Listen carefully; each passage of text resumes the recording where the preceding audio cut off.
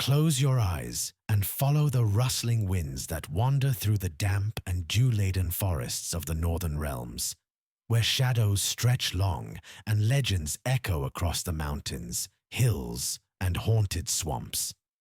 Let your breath slow, your limbs grow heavy, and your thoughts wander freely into the realm of monsters, mages, and myth.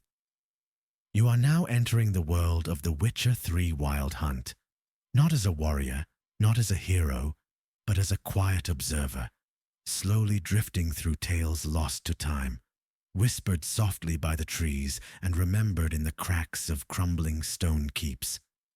Each story, a lullaby of fate and magic, will guide you further into restful slumber. It begins, as it often does, with Geralt of Rivia. His name carries weight, a burden shaped by both admiration and fear. Yet the story of the Butcher of Blaviken is not a tale of heroism, nor is it entirely one of cruelty.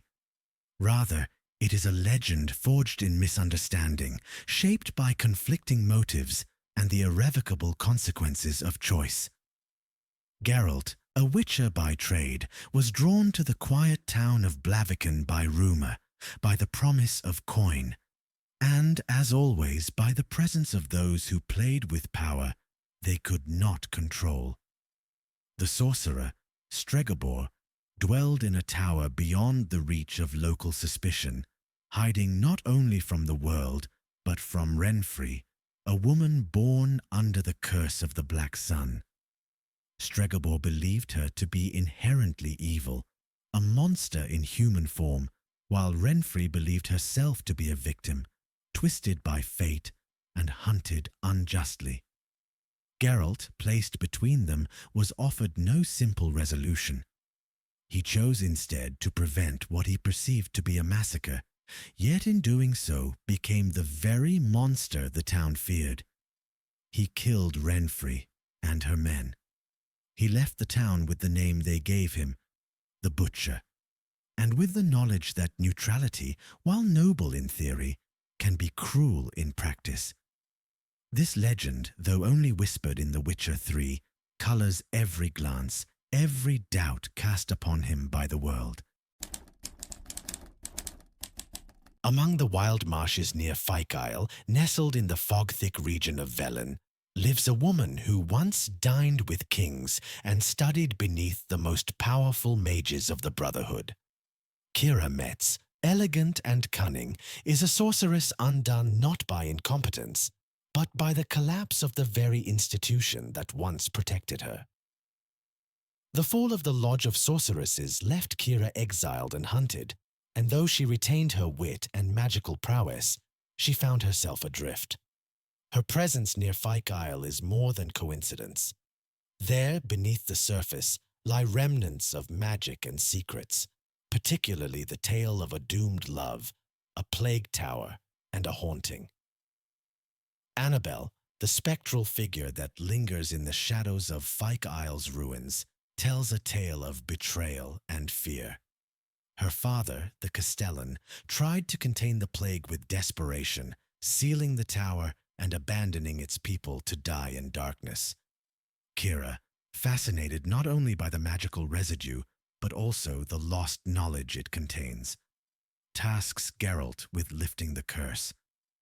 The path to peace is paved with choice, whether to trust the ghost's words, to see her reunited with her lover, or to discover the darker truth that she herself became the architect of her tragedy. As Kira seeks power, or perhaps merely security, her path and Geralt's entwine, marked by fragile trust and a shared knowledge of how quickly stability can become chaos. Deep within the fetid wetlands of Velen, where the murk never lifts and the trees grow gnarled and tired under the weight of time, there resides an ancient presence, one older than the oldest scrolls, and darker than the deep corners of the continent's history. The Crones of Crookback Bog, Wispis, Brewis, and Weavis are not witches in the common sense of the word, but rather primal forces cloaked in flesh and festering magic. They dwell in the whispers of moss and bone, their power sustained not by ritual alone, but by pact, blood, and ancient hunger. Known collectively as the Ladies of the Wood, they are revered and feared by the rural folk who bring offerings to their shrines. Their roots are said to stretch back to the times when gods still walked the earth, when the conjunction of the spheres had only just bled the planes of existence together, and when monsters were still finding their place among men. The Crones, it is believed, are older than human civilization, and perhaps not of human origin at all. They watch over the children taken into their care, raised in a secluded orphanage run by the mysterious Gran, a kindly figure who speaks in riddles and has long forgotten her real name. The children see her as protector, yet the offerings made in return for their safety are steep, measured not only in devotion, but sometimes in flesh. Geralt's encounter with the Crones unfolds gradually, beginning with tales murmured by the peasantry and deepening when he seeks the whereabouts of a child tied to the fate of emperors, Ciri. He is drawn into their circle not by invitation, but by necessity, and what he uncovers is a vision of womanhood corrupted by time and power. The Crones speak through paintings, through threads woven into cloth, and through songs laced with threat and truth. They are neither fully alive nor fully dead, neither mortal nor deity, and yet they bind themselves to the land like rot to a wound. Each crone serves a function. Whispers, the seer and whisperer of future threads. Brues, the mixer of toxins and concoctions of control. And Weavis, the shaper of fates, who binds mortals into destinies they cannot escape. They are inseparable, interwoven, yet singular in their craving for control, dominion, and consumption. When Geralt confronts them, he stands not only against a tangible threat, but against the weight of ancient systemic terror that seeps through generations. The children they protect, the sacrifices they demand, the illusions they weave, these form a web of quiet horror wrapped in songs and swamp fog. Even after parting from them, the image of the Crones lingers, for their legend is not one that ends. It simply waits, submerged beneath the bog, biding its time. In the heart of war-torn Velen, nestled within the shattered bones of a once proud keep, dwells a man whose titles are as fragmented as his soul. Philip Strenger, more commonly known by the sobriquet the Bloody Baron, holds dominion over Crow's Perch, a fortress of stone and sorrow. Though to some he is a protector, and to others a despot, the truth of the Baron's life weaves a tale that neither praise nor condemnation can fully encapsulate. He is, in the quietest sense, a man broken by war, weighed down by choices, haunted by those he once loved and failed to protect. The tale of the Baron is not sung by bards, nor preserved in elegant tomes. It survives in whispers between villagers, in the glance of frightened servants, and in the weary gait of a man clinging to power in a land frayed by conflict. Before Velen became a crucible of famine and rot, the Baron was a soldier, hard, brutal, loyal to a fault. He fought for Temeria, for coin, for survival. War shaped him, and like the rust on his armor, it seeped into his spirit, leaving behind a temper that burned too easily, a heart quick to rage. But even monsters can love, and the Baron loved his wife Anna and their daughter Tamara. That love, however, was mangled by alcohol, by regret, by nights blurred by anger and mornings pierced with guilt. His fist, his words, his very presence, these turned the warmth of home into a crucible of fear. When Anna vanished with Tamara, he searched not as a tyrant, but as a man desperate for redemption, clinging to hope like a drowning man grasps at driftwood. Geralt encounters the Baron not as an adversary, but as a complicated figure entangled in pain and searching for answers. Their bargain is uneasy. Find Ciri, whom the Baron briefly sheltered, and in return, Geralt would learn of her fate.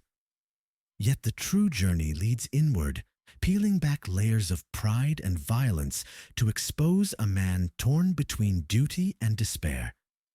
Anna's disappearance is no mere flight from cruelty. She has fallen into the grasp of darker forces, entangled with the Crones of Crookback Bog, whose tendrils stretch even into the Baron's realm. The cost of her freedom is not paid in silver, but in confrontation, with supernatural corruption and with the Baron's own past. Tamara, now a firebrand in the service of the Eternal Fire, represents both hope and condemnation, a daughter who escaped the fire only to seek another. Whether the Baron's tale ends in reunion or ruin depends not only on Geralt's choices, but on the strength or frailty of remorse. In some paths, the Baron redeems himself, traveling east in search of healing.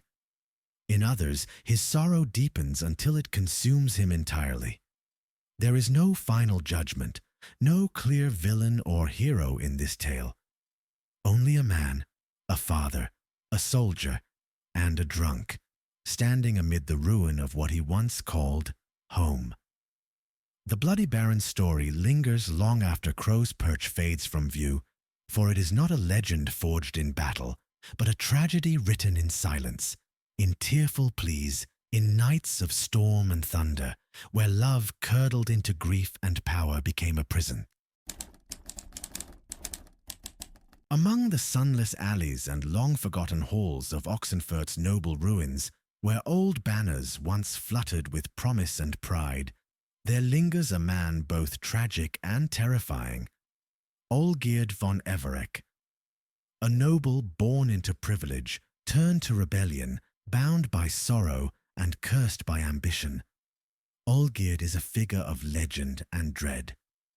His tale is not merely one of power gained or honor lost, but of how desire untempered by wisdom can hollow out even the fiercest soul.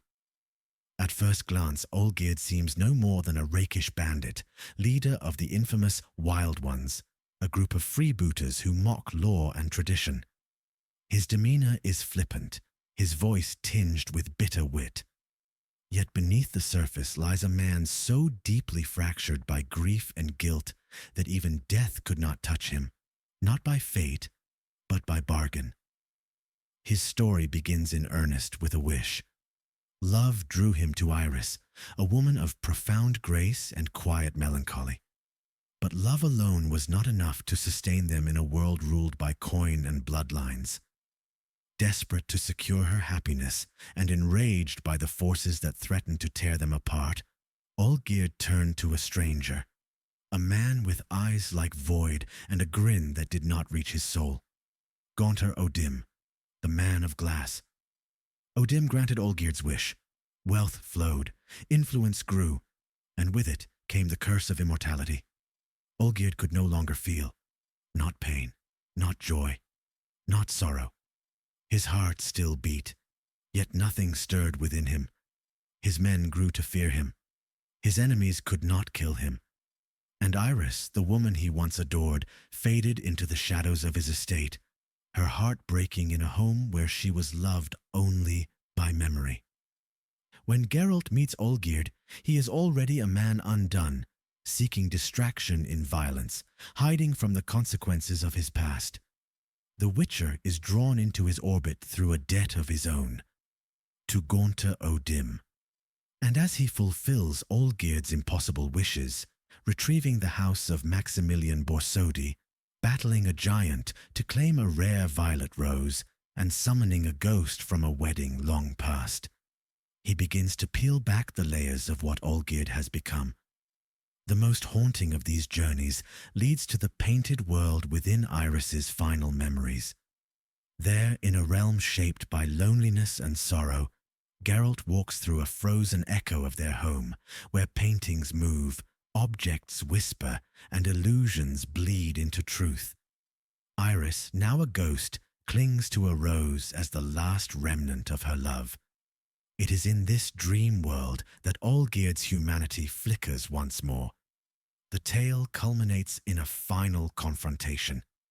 Gaunter O'Dimm comes to claim Olgierd's soul, a bargain fulfilled. But Geralt, if he chooses, can intervene. The challenge lies not in steel or sorcery, but in wit, a puzzle to outmatch the devil himself. If successful, Olgierd is freed, not from mortality, but from the torment of numbness. He walks away once again able to feel pain, and thus joy, regret, and love.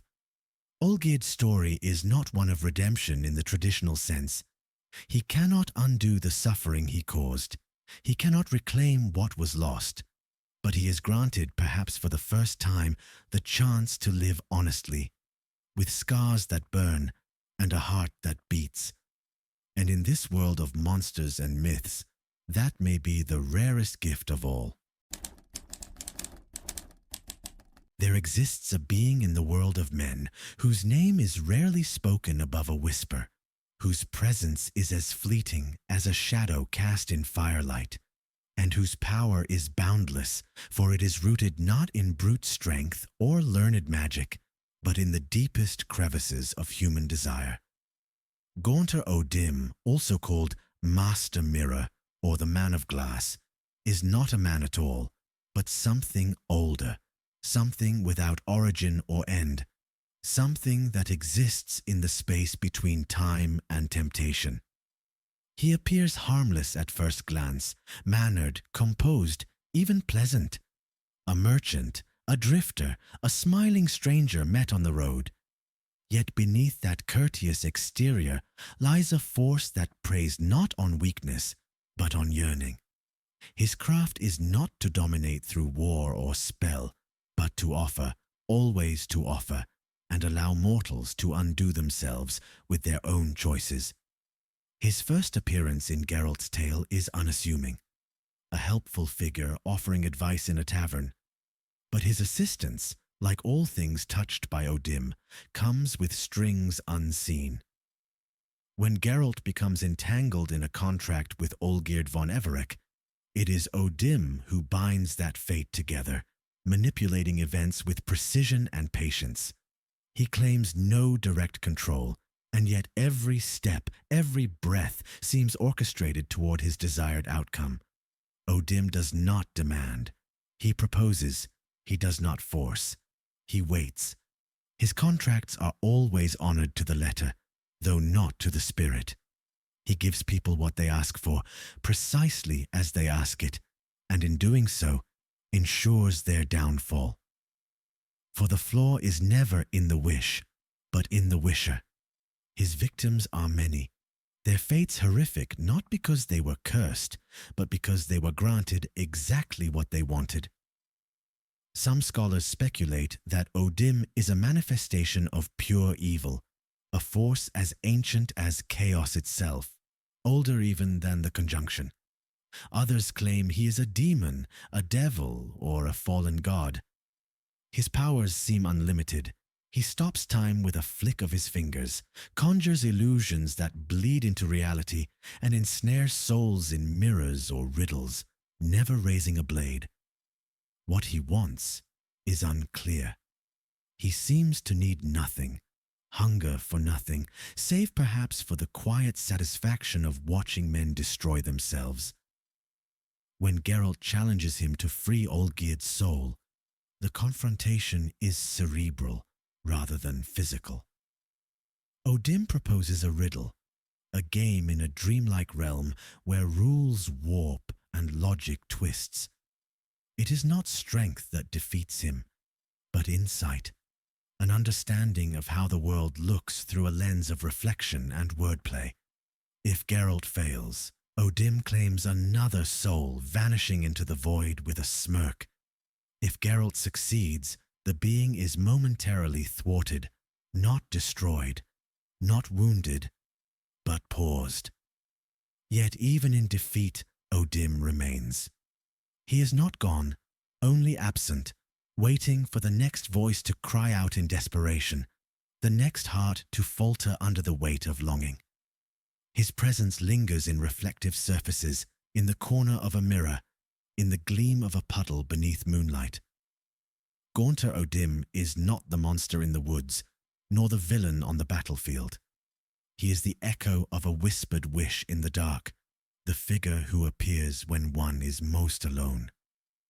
In the world of The Witcher, where curses, beasts, and broken kings walk the earth, it is this man of glass who may be the most fearsome of all, not because he attacks, but because he listens, and because he always answers.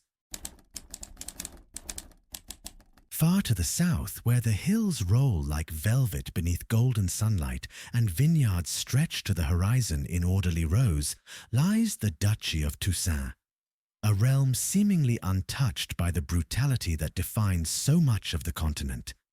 At its heart sits Anna Henrietta, sovereign of this idyllic land, a duchess whose rule is adorned in beauty and culture, yet not without its shadows.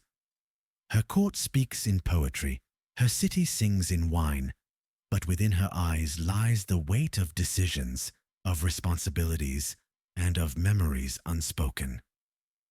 Anna Henrietta is more than a figurehead.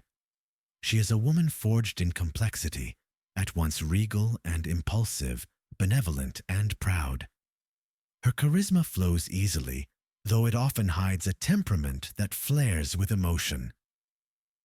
Raised in nobility, yet never coddled by it, she governs Toussaint with a blend of tradition and passion, striving to uphold ideals that the rest of the world has long since discarded.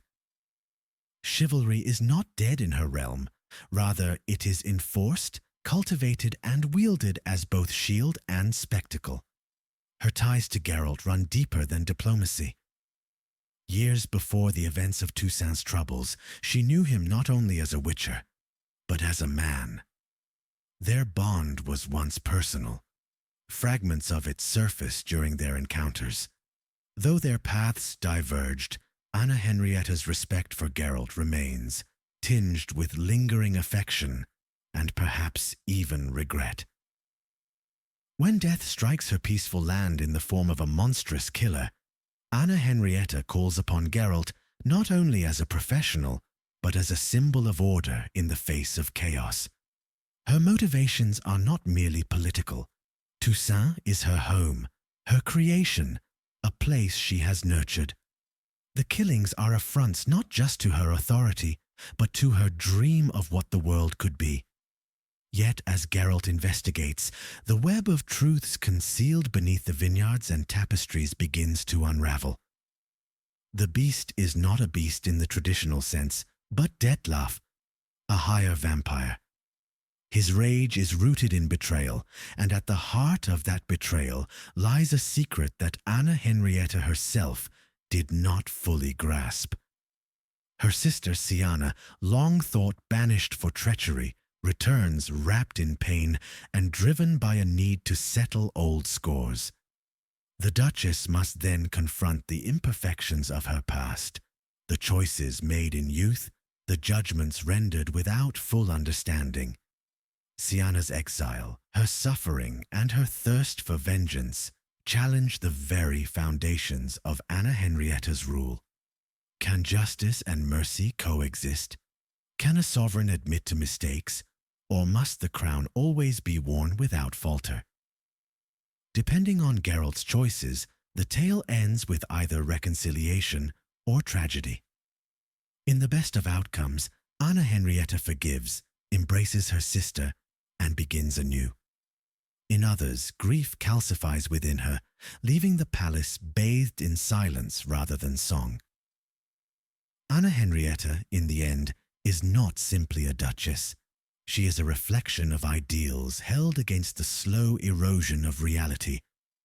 Her strength lies not in her authority alone, but in her conviction to preserve beauty, love, and dignity in a world that has grown accustomed to ugliness. She dreams, vividly, proudly. And it is in those dreams that Toussaint survives, whether in joy or in mourning.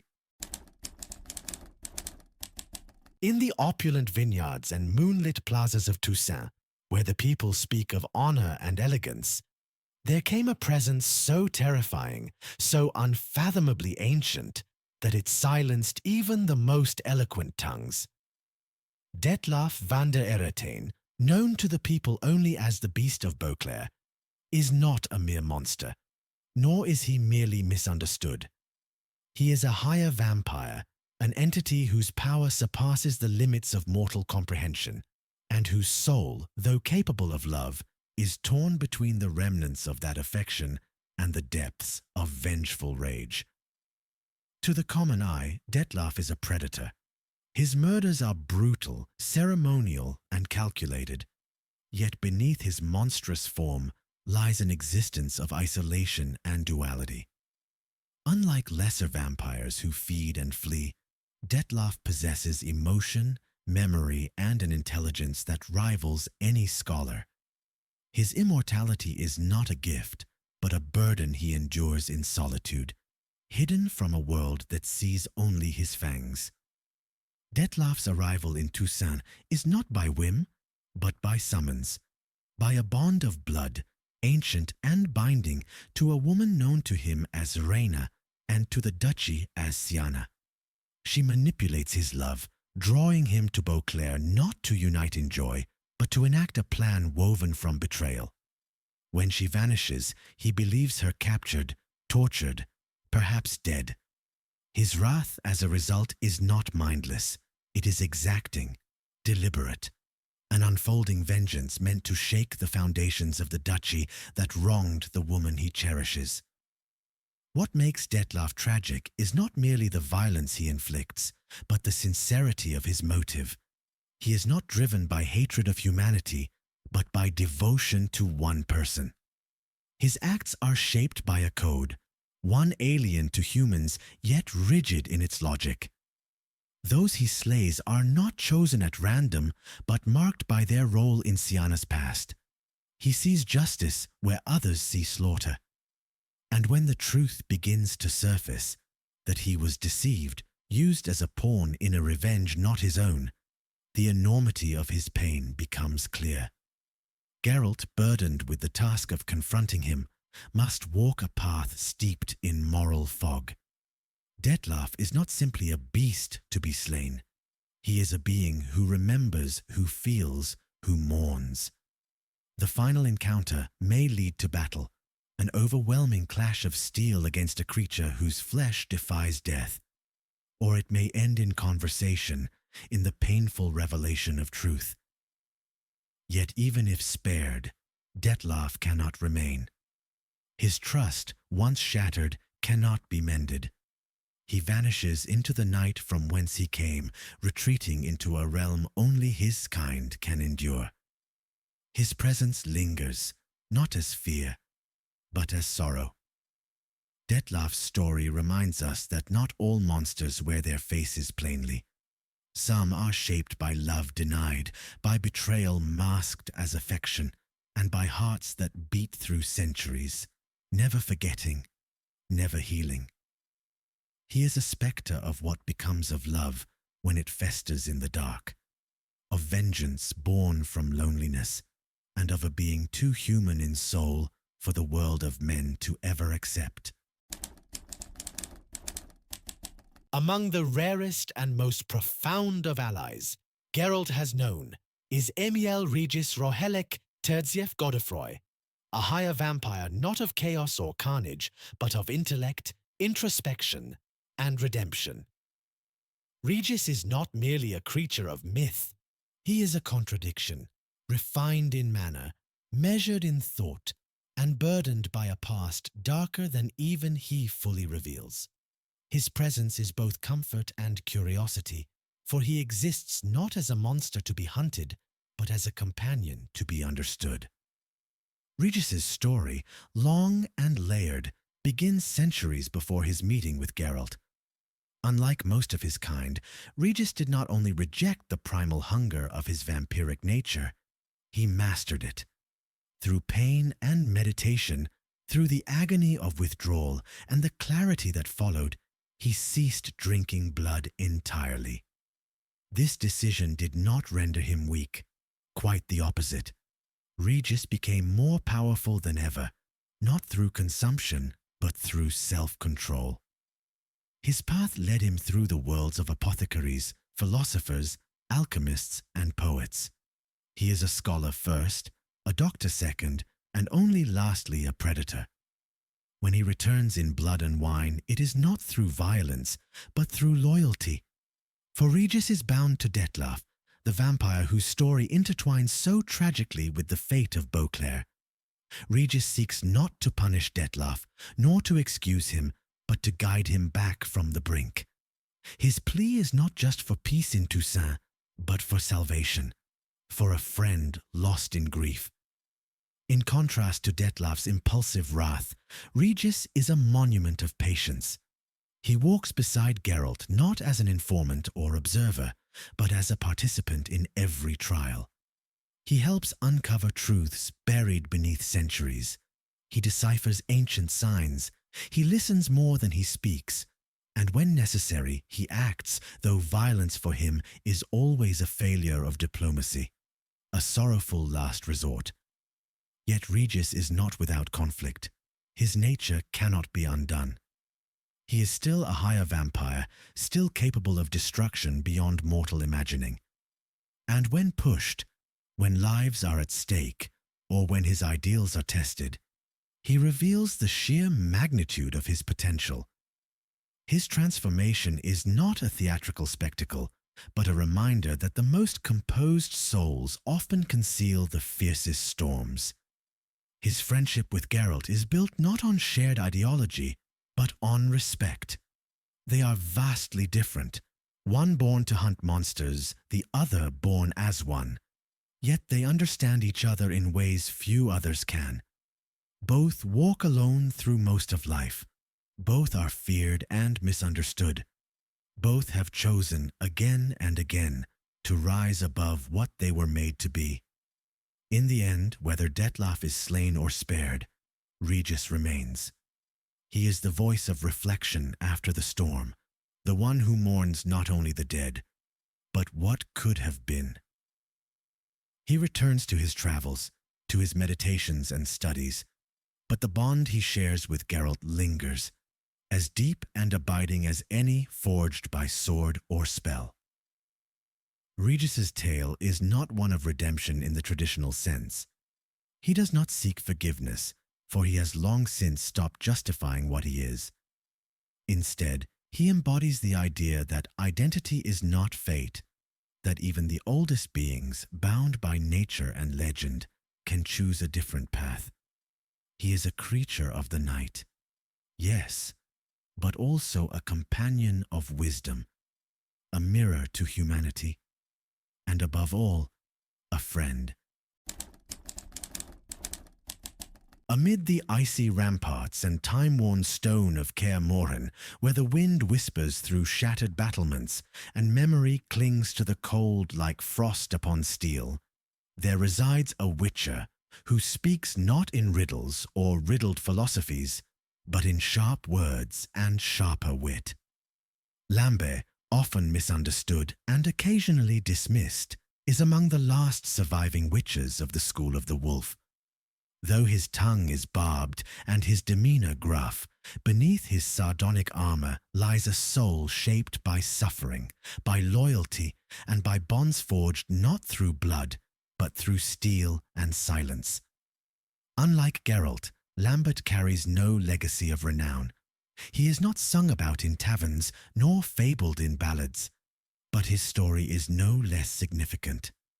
He, too, was taken as a child, subjected to the trial of the grasses, and molded into a killer of monsters. The pain of his transformation etched itself into every word he utters, every glare he casts. He has survived not by seeking glory, but by embracing pragmatism, by meeting a cruel world with an equally cruel edge. Lambert's relationship with Kaer Morhen is complicated. It is his home, his fortress, and his cage. He returns not with joy, but because there is nowhere else to go.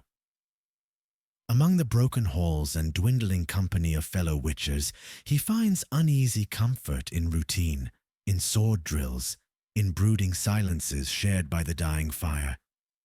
He rarely speaks of his past, yet his every action is stained by it. The scars of abandonment, the resentment toward Vesemir's strictness, the quiet fury toward a life stripped of choice, all of these simmer beneath his skin. When Geralt finds him in The Witcher 3, Lambert is on a quest of his own, a personal vendetta that leads to Aiden, a fellow witcher of the School of the Cat, whose death was more than just another casualty in a lawless world. Aiden was more than a friend. The bond they shared is left largely unspoken, yet powerful enough to drive Lambert across the continent in search of justice. This pursuit, subtle though it may seem, reveals Lambert's loyalty, his grief, and the depth of feeling he hides behind a curtain of sarcasm. At Kaer Morhen, during the preparations for the battle against the Wild Hunt, Lambert shows another face, reluctant camaraderie. He fights, trains, and stands by Geralt and the others, not because he believes in destiny or prophecy, but because they are his family. In this dying order, surrounded by relics and ghosts, Lambert endures. His loyalty is unspoken but unwavering. His strength lies not in tenderness, but in presence. He remains when so many others have left. Lambert does not seek redemption because he does not believe he is condemned. He sees the world for what it is, brutal, unfair, and indifferent. Yet he keeps walking it. He keeps killing monsters. He keeps protecting people who will never thank him and who would fear him if they knew his name. He is, in his own way, a realist with a warrior's code, one who may never find peace, but who will never stop fighting to preserve what little hope the world has left. In the stillness of Kaer Morhen, when the snow falls and no battles rage, Lambert's voice can still be heard, grumbling, jesting, cursing the world and the fate handed to him. But beneath it all lies something stronger than bitterness, resilience. And in that resilience, there is meaning. And now, as the wind quiets over Kaer Morhen and the fire burns low, let the stories of the continent settle softly in your thoughts. The path of the Witcher is long, and the night is deep. Let the silence of the keep, the echoes of old legends, and the calm breath of snow-covered hills cradle your mind. You are safe here, among stories remembered and voices fading into dreams. Sleep well, traveler. May your rest be peaceful, your dreams filled with ancient forests, silver swords, and quiet stars. Until we meet again in another tale, another time, let the world of the Witcher watch over you. Good night. And if you enjoyed the journey, consider liking and subscribing for more restful tales from Forgotten Worlds.